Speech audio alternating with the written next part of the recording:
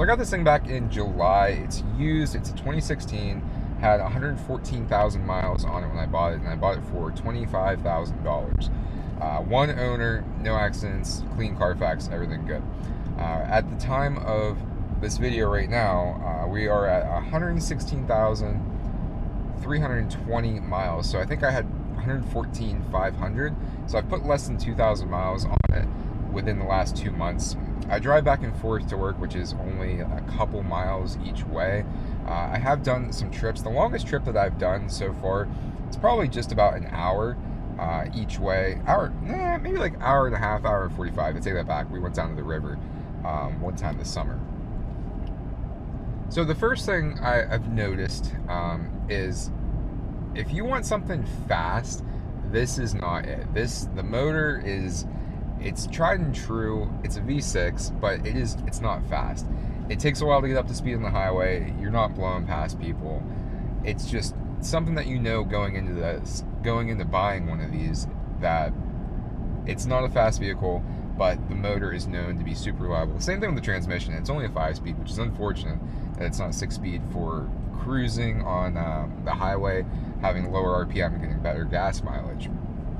So just know that before you buy one. So I've been getting probably like around I think 18, 19 miles a gallon, something like that. The gas tank's not huge. Gas right now is anywhere between $3.50 and $4 a gallon. I just put 87 in it. At my lowest, if I'm almost at E, I think I've only done this once, it costs me like $70 to fill up, something like that. But if I fill up around having a quarter left, it's only like $50. So that's something just to keep in mind if you're curious or wondering about gas mileage and how much it costs to fill these things up. So I have had no mechanical issues within this time. I'm not anywhere close to getting an oil change. The oil was changed right whenever I bought it, so that's not a worry. I do want to look into doing the services that are recommended over 100,000 miles. Like the transmission oil change or flush. I'm going to have to look into and see what exactly it takes. Differential oil change, flush, and things that are going to make this 4Runner last 300,000 miles. So thinking about it, if I put anywhere, I'm going to say about 1,000 miles a month, give or take. I'll be doing about 12,000 miles a year.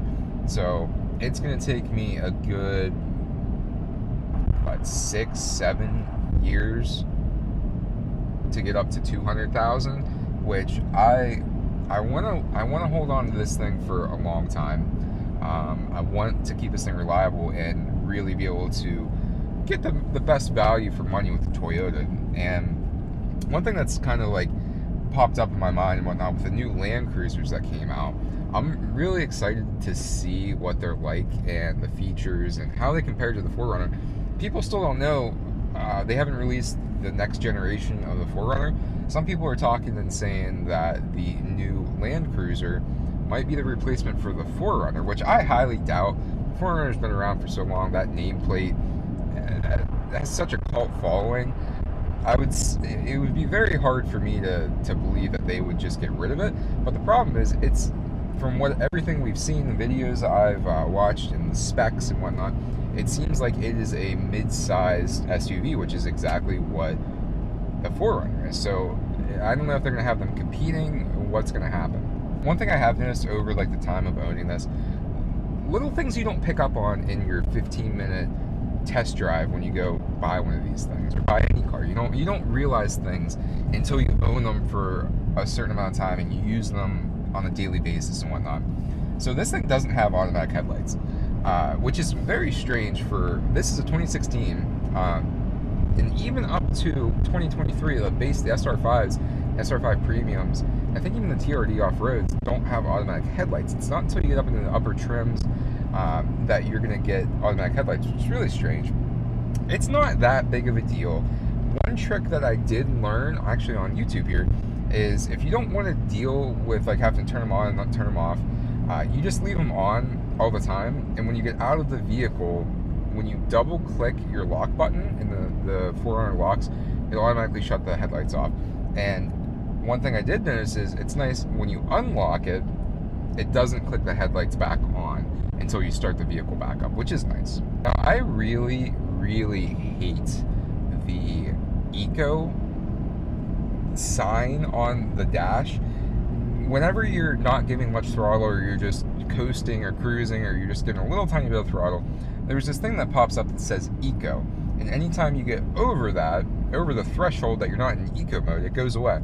So when I'm driving around town, like even like right now, going up that hill, it's on, off, on, off, on, off. And you see something flashing on your gauges and you think something's wrong.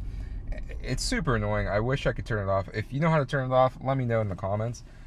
But it's just something that I guess is just nitpicky and whatnot. So one of the biggest things that I absolutely love about this thing is the amount of space it's near. I don't know if you guys can see it right now, but I usually just roll around with the seats down in the back, and I got these really cool covers that go onto the back of the seats that are like a hard plastic, almost like a WeatherTech thing, velcroed on. So whenever you have everything flat, it's all covered. You don't have your fabric being abused when you're putting stuff back there. Like I take my dirt bike stuff around. I hold my dirt bike on a bike carrier on the back of this thing, and that's been sweet. But it's really, there's so much space in this thing, and it's almost like you're driving around a single cab Tacoma, like an old one, with like a 5-foot bed in the back. There's just so much space back there, and then whenever you need that coverage, it's nice because you don't have just an open bed. Alright guys, I am home from work. I'll see you in the next video. If you'd like to give it a thumbs up, and we'll see you next time. Peace.